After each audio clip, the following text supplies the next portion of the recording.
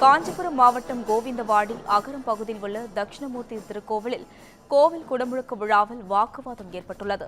குடமுழுக்கிற்கு நன்கொடை அளித்த உபயதாரர்களை உள்ளே அனுமதிக்காததால் காவல்துறையினருடன் அங்குள்ள பொதுமக்கள் வாக்குவாதத்தில் ஈடுபட்டுள்ளனர்.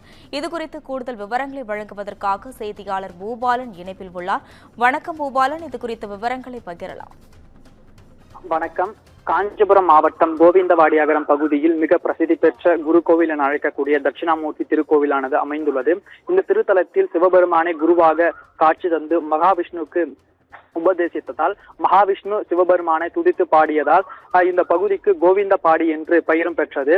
காலப்போக்கில் தற்போதைய காலகட்டத்தில் கோவிந்தவாடி அகரம் என்று அழைக்கப்பட்டு வருகிறது.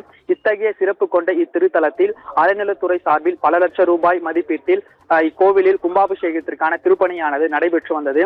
இந்த நிலையில் திருப்பணியானது கோவில் முழுவதும் நடைபெற்ற முடிந்த நிலையில் கோவில் அருகாமையில் ஏகசாலை அமைத்து பல நதிநீர்களிலிருந்து கொண்டு வரப்பட்ட புனித நீரானது கலசத்தில் உருவேற்றி சில தினங்களாகவே பல்வேறு பூஜையானது யாகசாலையில் நடைபெற்று வந்த நிலையில் இன்று அந்த ஏகசாலை பூஜைகள் நிறைவுற்று மகா தீபாரதனையானது கலசத்திற்கு காட்டப்பட்டது. பின்பு சிவாச்சாரியர்கள் வேத மந்திரங்கள் முழங்க புனித நீர் அடங்கிய கலசத்தை கோவில் விமான கோபுரத்திற்கு எடுத்து வரப்பட்டு விமான கோபுரத்தில் உள்ள கலசத்திற்கு பல்வேறு பூஜைகளும் நடைபெற்று சிவாச்சாரியர்கள் வேத மந்திரங்கள் முழங்க அந்த புனித நீரானது கலசத்தின் மீது ஊற்றி கும்பாபிஷேகத்தை நடத்தினர். 10 ஆண்டிற்கு பிறகு நடைபெற்ற இந்த கும்பாபிஷேகத்தை காண்பதற்கு பல்வேறு மாவட்டங்களில் இருந்தும் பல்லாயிரக்கணக்கான பக்தர்கள் குவிந்திருந்து சாமி தரிசனம் மேற்கொண்டிருந்தனர்.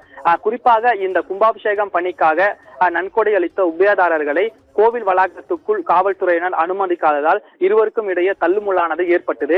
மேலும் காவல்துறையினருடன் உபயதாரர்கள் சரமாரியாக கேள்வி எழுப்பி வாக்குவாதத்தில் ஈடுபட்டதால் பெரும் பரபரப்பானது கோவில் வளாகத்துள்ளேயே நீடித்தது. இதனைத் தொடர்ந்து நீண்ட நேரம் பேச்சுவார்த்தைக்கு பிறகு உபயதாரர்கள் காவல்துறையினர் கோவில் வளாகத்துக்குள் அனுமதித்த சம்பவம் பங்கேற்ற பக்தர்களிடையே பெரும் பேசுபொருளானது உண்டாகியிருக்கிறது. இந்த கும்பாபிஷேகத்தில் அமைச்சர் காந்தி மற்றும் காஞ்சிபுரம் சட்டமன்ற உறுப்பினர் CVMP எழிலரசன், உத்திரமேரூர் சட்டமன்ற உறுப்பினர் சுந்தர், காஞ்சிபுரம் நாடாளுமன்ற உறுப்பினர் செல்வம் ஆகியோர் கலந்து கொண்டது என்பது குறிப்பிடத்தக்கது. விவரங்களுக்கு நன்றி பூபாலன்.